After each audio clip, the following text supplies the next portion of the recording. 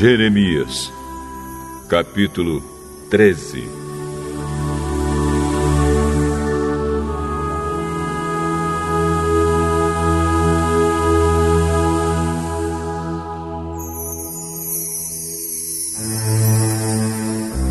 O Senhor Deus me mandou comprar uma roupa de paixo, isto é, um calção novo, e vesti-lo, mas disse que eu não o lavasse antes.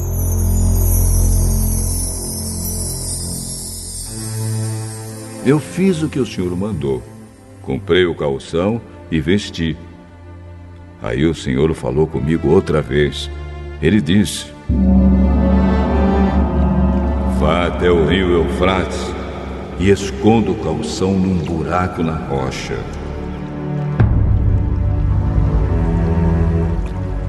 Eu fui e o escondi perto do rio Eufrates, como o Senhor havia mandado. Algum tempo depois, o Senhor me disse que voltasse ao rio e apanhasse o calção que ele me havia mandado esconder ali. Voltei lá, procurei e achei o lugar onde o havia escondido. Mas o calção tinha apodrecido e não prestava mais. Então o Senhor me falou de novo. Ele disse: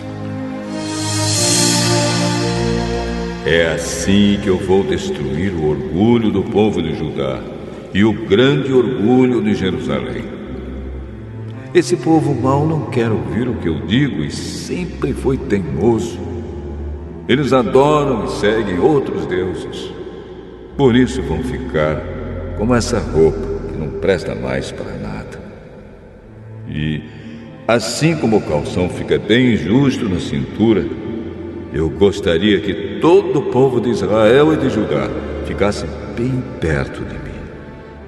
Eu queria que eles fossem o meu povo para darem louvor e glória ao meu nome, mas eles não quiseram me obedecer. Deus me disse: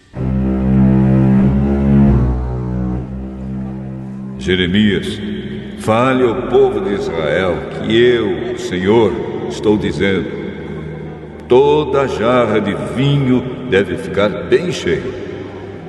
Eles vão dizer que sabem muito bem que toda jarra de vinho deve ficar bem cheia. Diga-lhes então que eu, o Senhor, vou encher de vinho o povo desta terra até que todos fiquem bêbados. Os reis, que são descendentes de Davi, os sacerdotes, os profetas e todo o povo de Jerusalém. Então quebrarei todos, tanto os velhos quanto os jovens, como se quebram jarros que são jogados uns contra os outros. Destruirei essa gente sem dó, sem piedade, sem misericórdia. Povo de Israel, é Deus quem está falando. Sejam humildes e prestem atenção. Confessem os seus pecados ao Senhor, seu Deus, antes que Ele faça vir a escuridão e no escuro vocês tropecem nas montanhas. Vocês esperam a luz, mas Ele a mudará em sombras escuras. Ele a transformará em profunda escuridão. Se vocês não prestarem atenção, eu chorarei em segredo por causa do seu orgulho. Chorarei amargamente, derramarei lágrimas, porque o povo de Deus foi levado como prisioneiro. Deus me disse mais isto: diga ao rei e à mãe do rei que desçam dos seus tronos, porque as suas lindas coroas caíram da sua cabeça. As cidades da região sul estão cercadas pelos inimigos e ninguém pode chegar lá. Todo o povo de Judá foi levado prisioneiro. Foram todos levados para fora do país.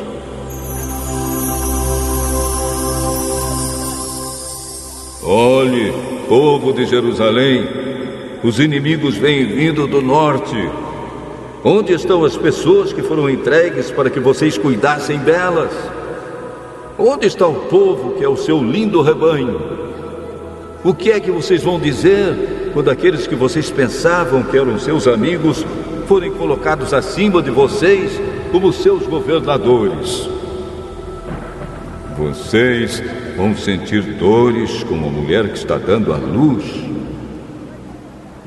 Jerusalém, você pode perguntar a você mesma: por que aconteceu isso comigo? Por que arrancaram as minhas roupas? Por que abusaram de mim? Então fique sabendo que é porque os seus pecados são muitos. Por acaso um homem preto pode mudar a cor da sua pele? Ou um leopardo tirar as suas manchas? Se isso fosse possível, vocês que só sabem fazer o mal também poderiam aprender a fazer o bem. Deus os espalhará como a palha que voa com o sopro vento do deserto. O Senhor Deus disse que esta será a recompensa de vocês. É isso que vão receber, porque vocês o esqueceram e confiaram em falsos deuses. Deus mesmo arrancará as roupas de vocês e os fará passar vergonha. Deus tem visto vocês fazendo coisas que Ele detesta. Como um homem que anda atrás da mulher do seu vizinho, como um cavalo que procura égua. Assim vocês vão atrás de deuses pagãos nas montanhas e nos campos. O povo de Jerusalém está condenado. Quando é que vocês vão se purificar?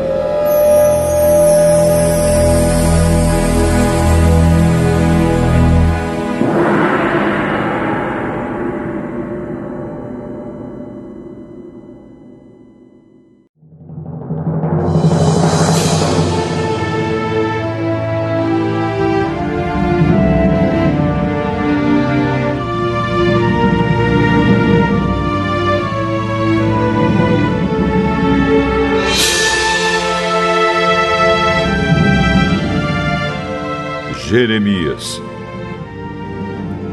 capítulo 14.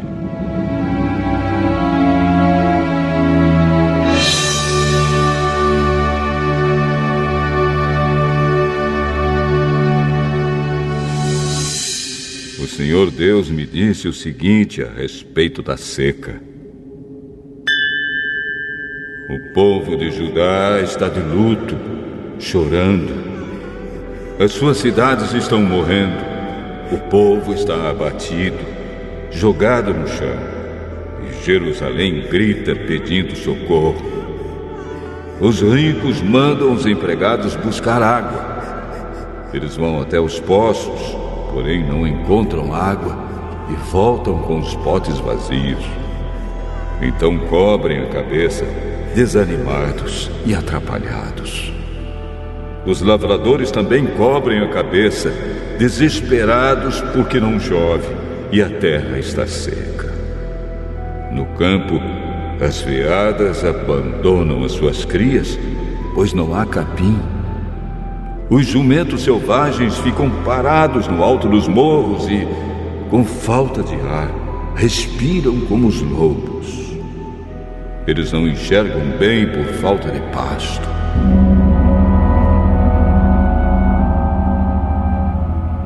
O meu povo disse: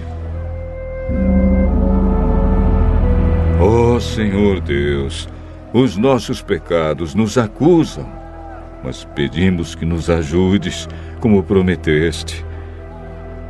Muitas vezes nos afastamos de ti e contra ti temos pecado. Tu és a única esperança do povo de Israel. Tu és aquele que nos salva quando estamos em dificuldades.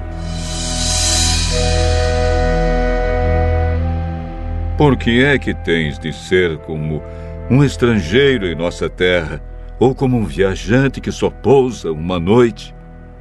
Por que é que tens de ser como um homem apanhado de surpresa, como um soldado que não tem força para defender os outros? Mas tu, ó Senhor, estás entre nós e nós somos o teu povo. Não nos abandones.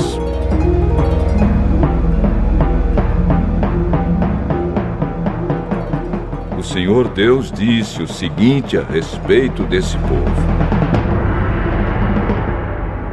eles gostam de andar por aí e não sabem se controlar. Por isso não estou satisfeito com eles.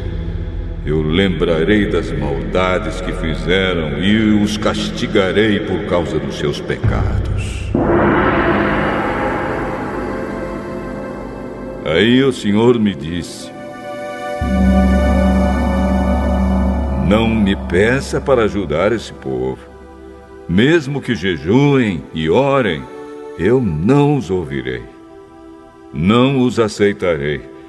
Mesmo que me ofereçam animais em sacrifício e me tragam ofertas de cereais.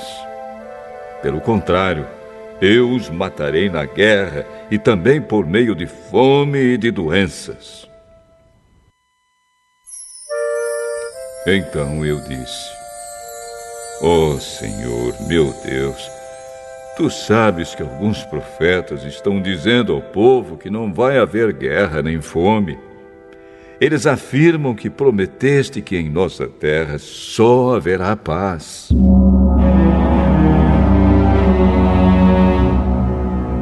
Mas o Senhor respondeu: esses profetas estão profetizando mentiras em meu nome. Eu não os enviei, nem lhes dei ordens e nunca lhes disse nada.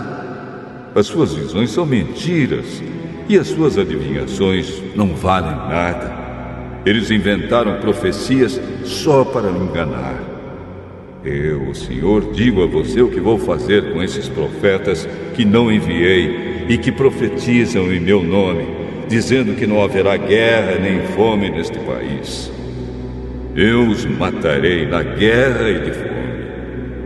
As pessoas a quem eles disseram essas coisas também serão mortas na guerra e de fome.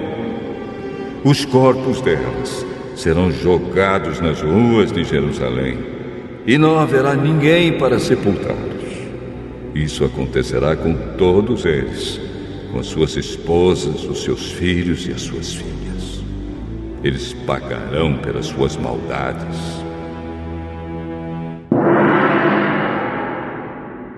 Deus me mandou contar ao povo a minha tristeza e dizer que os meus olhos derramem lágrimas dia e noite e que nunca parem de chorar, porque o meu pobre povo está muito machucado, está gravemente ferido. Quando vou ao campo, vejo os corpos dos homens mortos na guerra.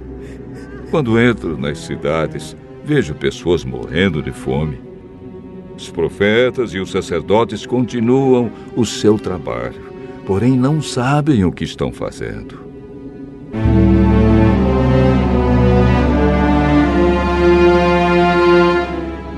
Ó Senhor Deus, será que rejeitaste completamente o povo de Judá? Será que detestas o povo de Sião? Por que nos feriste tanto, que não podemos ser curados? Nós esperamos a paz, mas nada de bom aconteceu. Pensamos que íamos ser curados, mas o que veio foi o terror. Ó Senhor, confessamos o nosso pecado e o pecado dos nossos antepassados. De fato, pecamos contra ti.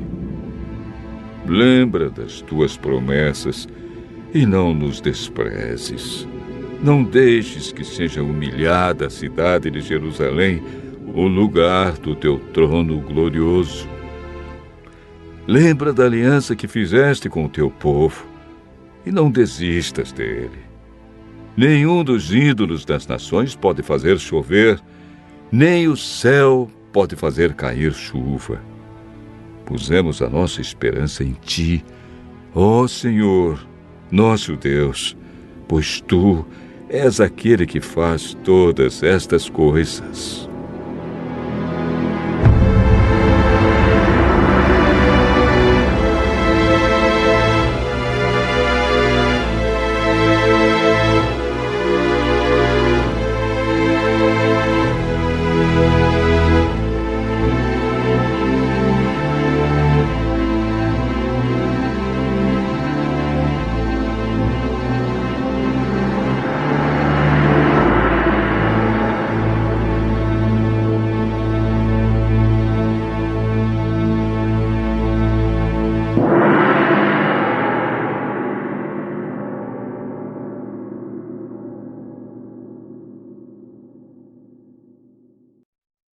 capítulo 7.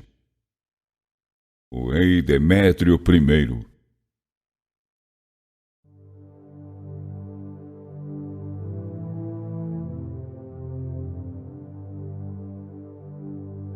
No ano 151 da era grega, Demétrio, filho de Seleuco, partiu de Roma e, com os poucos homens, foi de navio até uma cidade do litoral e ali se proclamou rei da Síria.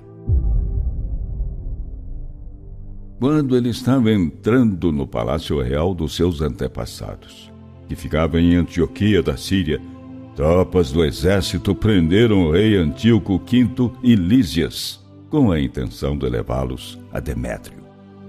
Porém, quando Demétrio soube disso, disse: Eu não quero ver esses dois. Então os soldados mataram os dois.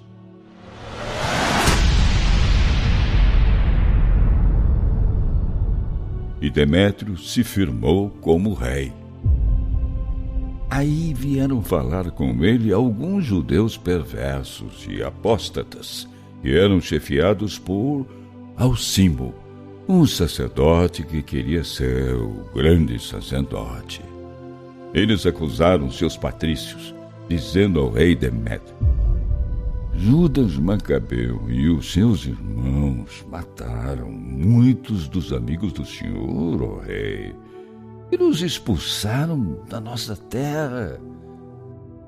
Mande que um homem da sua confiança vá ver toda a destruição que Judas causou a nós e ao território do rei, e que este homem castigue Judas e os seus soldados e todos os outros que os ajudaram. Então o rei escolheu Báquides, um dos amigos do rei, e era governador da província da Celecíria. Báquides era um homem poderoso e era fiel ao rei. O rei enviou junto com ele Alcimo, aquele traidor, a quem ele pôs como grande sacerdote, dando-lhe ordens de castigar os judeus. Então, eles foram para a Judéia com um enorme exército. Báquides enviou mensageiros a Judas e aos seus irmãos com falsas propostas de paz. Mas Judas e os seus irmãos não acreditaram, pois viram que os mensageiros estavam acompanhados por um enorme exército. Porém, um grupo de mestres da lei foi falar com Alcimo e Báquides, pedindo que fosse procurada uma solução justa. Esses assideus foram os primeiros judeus que tentaram fazer paz com os sírios. Os assideus pensavam assim: Um sacerdote, que é descendente de Arão, veio com esse exército, e com certeza ele não nos fará nenhum mal. Então Alcimo fez propostas de paz a eles e até um juramento. Juro que não faremos nenhum mal a vocês, nem aos seus amigos. Os assideus acreditaram, mas Alcimo prendeu 60 deles e os matou num dia só.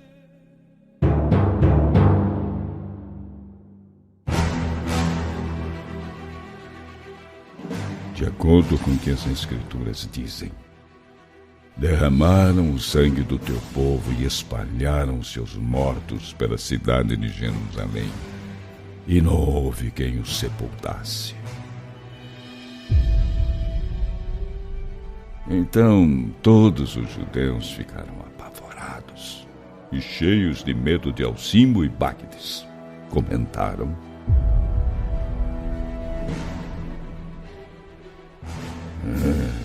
para essa gente não existe verdade, nem justiça. Fizeram um juramento e logo em seguida quebraram a promessa que tinham feito. Báquides partiu de Jerusalém e acampou com seu exército em Betesete. Ali ele mandou prender e matar muitos dos judeus apóstatas que tinham passado para o seu lado, e outros judeus também. E os seus corpos foram jogados num poço bem fundo. Baque dispôs Alcimo como governador da região e deixou com ele um exército para garantir que ele continuaria no poder. Depois, voltou para onde o rei Demétrio estava. Alcimo começou a se esforçar para se afirmar no cargo de grande sacerdote. Todos os que estavam agitando o povo foram para o seu lado. Conseguiram dominar todo o território da Judéia e causaram enormes prejuízos para o povo de Israel. De fato, o mal que Alcimo e os seus seguidores fizeram foi pior do que o mal que os pagãos tinham feito. Quando Judas percebeu isso, ele foi por todo o território da Judéia se vingando dos judeus que tinham passado para o lado de Alcimo, não deixando assim que esses traidores andassem pelo território.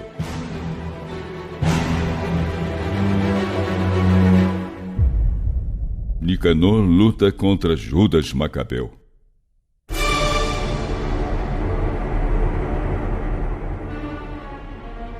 Quando Alcimo percebeu que Judas e os seus seguidores estavam tão fortes que ele não seria capaz de lutar contra eles, voltou para onde estava o rei Demétrio e acusou seus patrícios de terem cometido crimes muito sérios.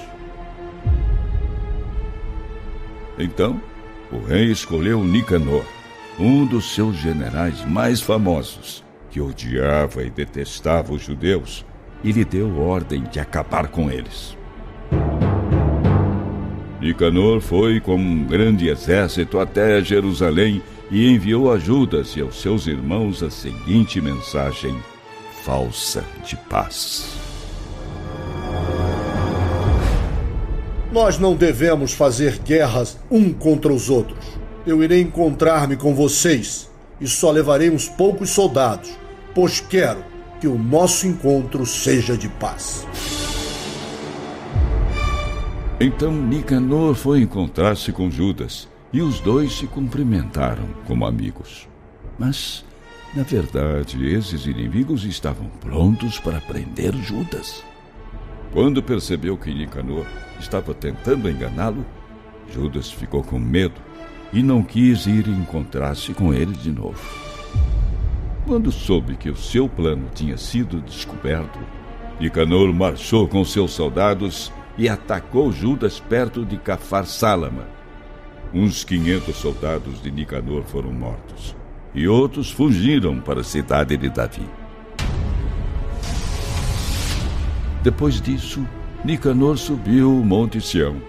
Alguns sacerdotes saíram do templo e, junto com alguns líderes do povo, foram recebê-lo com palavras de paz. E lhe mostraram o sacrifício que estava sendo oferecido em favor do rei.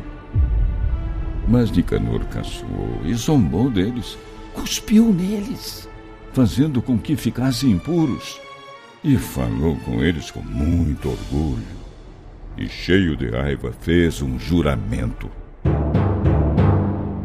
Juro que, se desta vez Judas e os seus soldados não se entregarem nas minhas mãos, quando eu os derrotar, voltarei aqui e porei fogo neste templo. E Nicanor foi embora, furioso. Então, os sacerdotes foram até o pátio do templo e ficaram de pé em frente do altar e do templo. Começaram a chorar e oraram.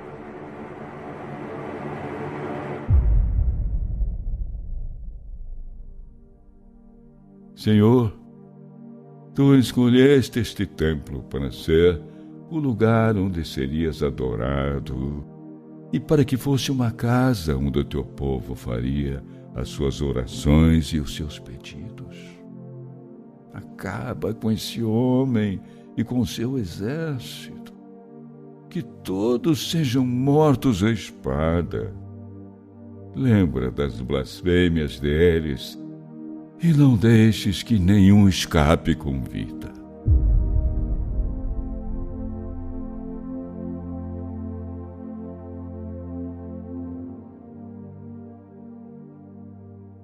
A derrota e a morte de Nicanor. Nicanor saiu de Jerusalém com seu exército e acampou em Bet-Horon, onde o exército sírio foi juntar-se a ele. Judas acampou em Hadasa, com 3.000 homens.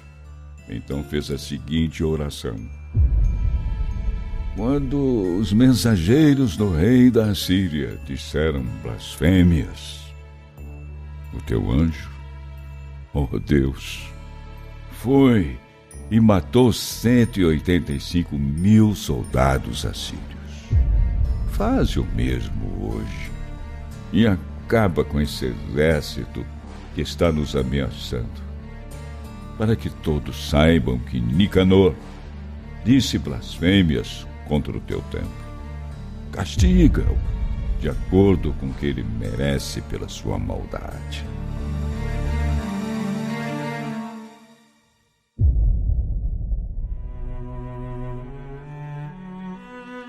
Os dois exércitos começaram a lutar no dia 13 do mês de Adar.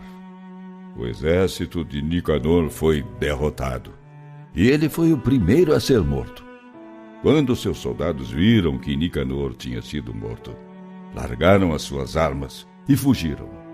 Os soldados de Judas os perseguiram um dia inteiro, desde Hadás até perto de Gezer. E conforme os soldados os iam perseguindo, os corneteiros tocavam o toque de batalha. De todos os povoados daquela região da Judéia, os moradores saíram e cercaram os que estavam fugindo, de modo que eles tiveram de dar meia volta e lutar contra os soldados de Judas. Todos os soldados sírios foram mortos. Nenhum deles escapou com vida. Os judeus pegaram as armas dos inimigos e outras coisas de valor e cortaram a cabeça de Nicanor e o seu braço direito, que ele tinha levantado com tanto orgulho. Levaram a cabeça e o braço de Nicanor e os penduraram num lugar perto de Jerusalém. O povo ficou muito alegre e todos comemoraram aquele dia como um dia de festa. E resolveram que aquele dia, o dia 13 do mês de Adar, seria comemorado todos os anos. Assim houve paz na Judéia durante um pouco de tempo.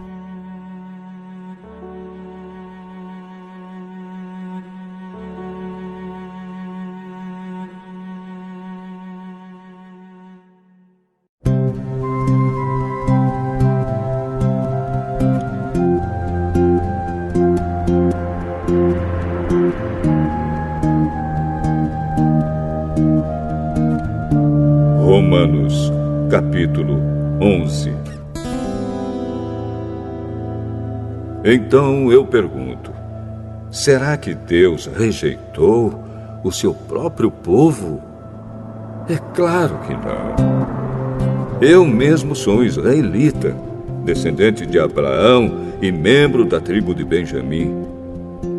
Deus não rejeitou o seu povo, que ele havia escolhido desde o princípio. Vocês sabem muito bem o que as Escrituras Sagradas dizem naquele trecho em que Elias acusa o povo de Israel diante de Deus. Elias diz assim: Senhor, eles mataram os teus profetas e destruíram os teus altares. Eu sou o único que sobrou e eles estão querendo me matar. O que foi que Deus disse a ele? Ele disse: eu guardei para mim 7.000 homens que não adoraram o Deus Baal. A mesma coisa também acontece agora. Isto é, por causa da graça de Deus, ainda existe um pequeno número daqueles que ele escolheu. Essa escolha se baseia na graça de Deus e não no que eles fizeram. Porque se a escolha de Deus se baseasse no que as pessoas fazem, então a sua graça não seria a verdadeira graça. E isso quer dizer que não foi o povo de Israel que encontrou o que estava procurando. Quem encontrou foi apenas um pequeno grupo que Deus escolheu. Os outros não quiseram ouvir o chamado de Deus.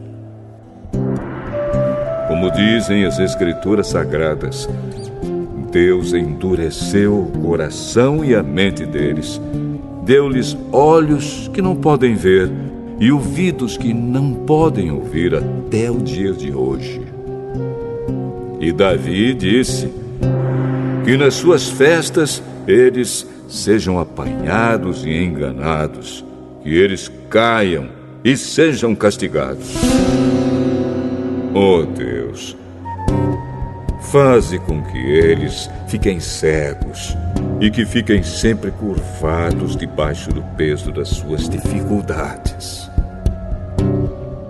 Agora eu pergunto, quando os judeus tropeçaram, será que eles caíram para nunca mais se levantarem? É claro que não.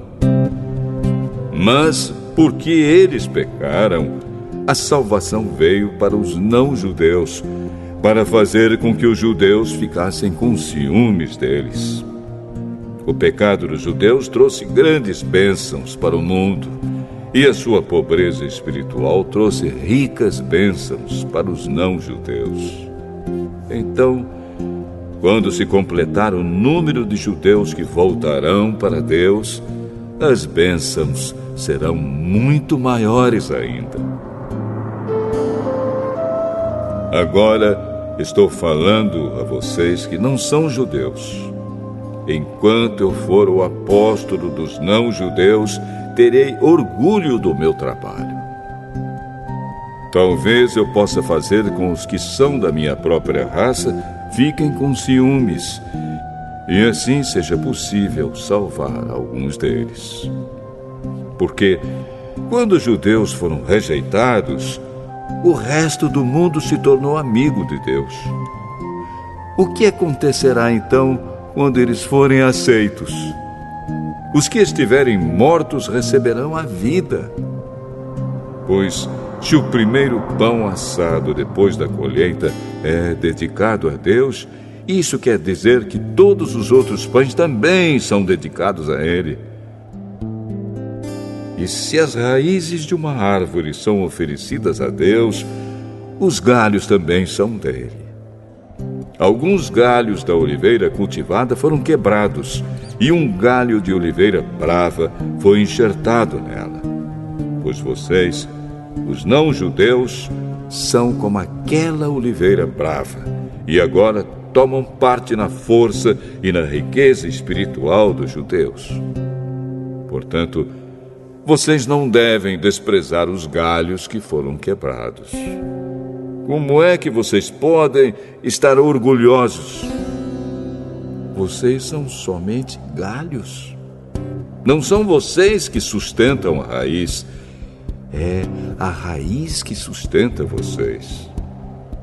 Porém, vocês dirão: sim, mas os galhos foram quebrados a fim de darem lugar para nós. Isso é verdade. Mas lembrem que eles foram quebrados porque não creram.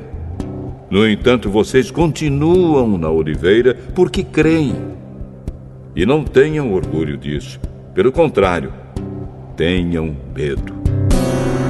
Se Deus não deixou de castigar os judeus, que são como galhos naturais, vocês acham que Ele vai deixar de castigar vocês? Vejam como Deus é bom e também é duro. Ele é duro para os que caíram e bom para vocês, se continuarem sempre confiando na bondade dele. Senão, vocês também serão cortados. E se os judeus abandonarem a sua descrença, serão enxertados na oliveira cultivada, pois Deus pode enxertá-los de novo. Vocês, os não-judeus, são como aquele galho de oliveira brava que foi cortado e enxertado contra a natureza na oliveira cultivada. Os judeus são como essa oliveira cultivada. Portanto, para Deus será muito mais fácil enxertar de novo na própria árvore deles esses galhos quebrados. Meus irmãos, quero que vocês conheçam uma verdade secreta para que não pensem que são muito sábios. A verdade é esta: a teimosia do povo de Israel não durará para sempre, mas somente até que o número completo de não-judeus venha para Deus. É assim que todo o povo de Israel será salvo. Como dizem as Escrituras Sagradas, o Redentor virá de Sião e tirará toda a maldade dos descendentes de Jacó. Eu, o Senhor, farei esta aliança com eles quando tirar os seus pecados. Os judeus rejeitaram o Evangelho e por isso são inimigos de Deus, para o bem de vocês, os não-judeus. Mas, pela escolha de Deus, eles são amigos dele, por causa dos patriarcas. Porque Deus não muda de ideia a respeito de quem ele escolhe e abençoa. Mas, no passado, vocês que não são judeus, desobedeceram a Deus. Porém, agora, vocês receberam a misericórdia de Deus por causa da desobediência dos judeus. Assim, por causa da misericórdia que vocês receberam, os judeus agora desobedecem a Deus, para que eles também possam receber agora a misericórdia dele. Pois Deus fez com que todos se tornassem prisioneiros da desobediência, a fim de mostrar misericórdia a todos. Como são grandes as riquezas de Deus! Como são profundos o seu conhecimento e a sua sabedoria! Quem pode explicar as suas decisões? Quem pode entender os seus planos? Como dizem as Escrituras Sagradas, quem pode conhecer a mente do Senhor? Quem é capaz de lhe dar conselhos? Quem já deu alguma coisa a Deus para receber dele algum pagamento? Pois todas as coisas foram criadas por ele, e tudo existe por meio dele e para ele. Glória a Deus para sempre. Amém.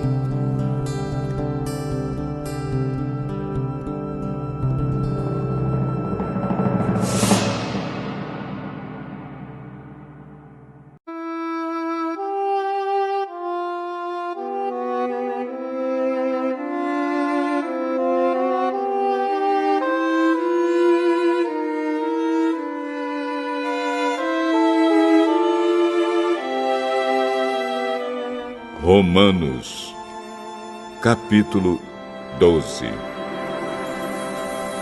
Portanto, meus irmãos, por causa da grande misericórdia divina, peço que vocês se ofereçam completamente a Deus como um sacrifício vivo, dedicado ao seu serviço e agradável a Ele. Esta é a verdadeira adoração que vocês devem oferecer a Deus. Não vivam como vivem as pessoas deste mundo, mas deixem que Deus os transforme por meio de uma completa mudança da mente de vocês. Assim vocês conhecerão a vontade de Deus, isto é, aquilo que é bom, perfeito e agradável a Ele. Por causa da bondade de Deus para comigo, me chamando para ser apóstolo, eu digo a todos vocês que não se achem melhores do que realmente são. Pelo contrário, pensem com humildade a respeito de vocês mesmos e cada um julgue a si mesmo conforme a fé que Deus lhe deu.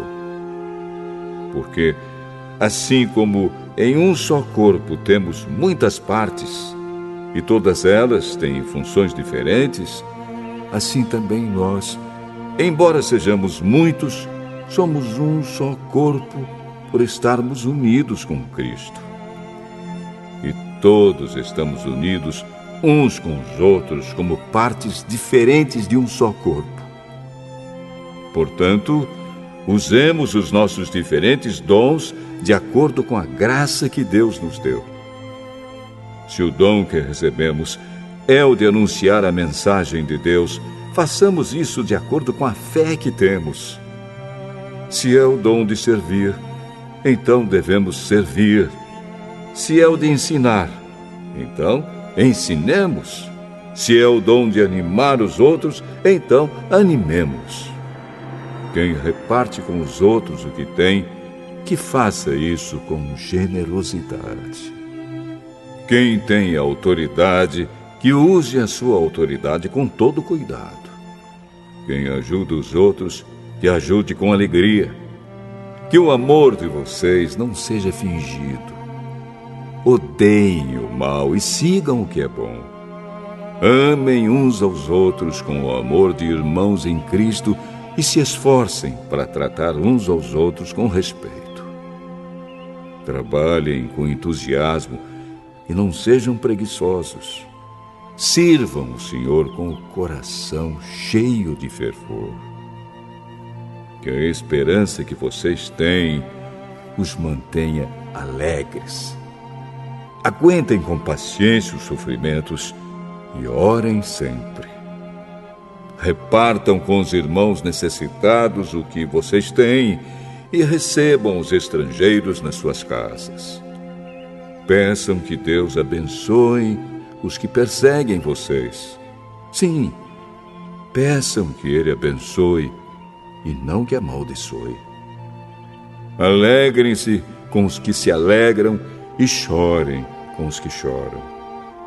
Tenham por todos o mesmo cuidado. Não sejam orgulhosos, mas aceitem serviços humildes. Que nenhum de vocês fique pensando que é sábio. Não paguem a ninguém o mal com o mal. Procurem agir de tal maneira que vocês recebam a aprovação dos outros.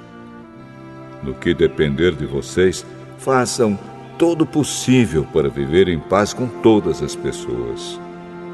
Meus queridos irmãos, nunca se vinguem de ninguém. Pelo contrário, deixem que seja Deus quem dê o castigo, pois as Escrituras Sagradas dizem: eu me vingarei, eu acertarei contas com eles, diz o Senhor. Mas façam como dizem as Escrituras. Se o seu inimigo estiver com fome, dê comida a ele. Se estiver com sede, dê água. Porque assim você o fará queimar de remorso e vergonha. Não deixem que o mal vença vocês, mas vençam o mal com o bem.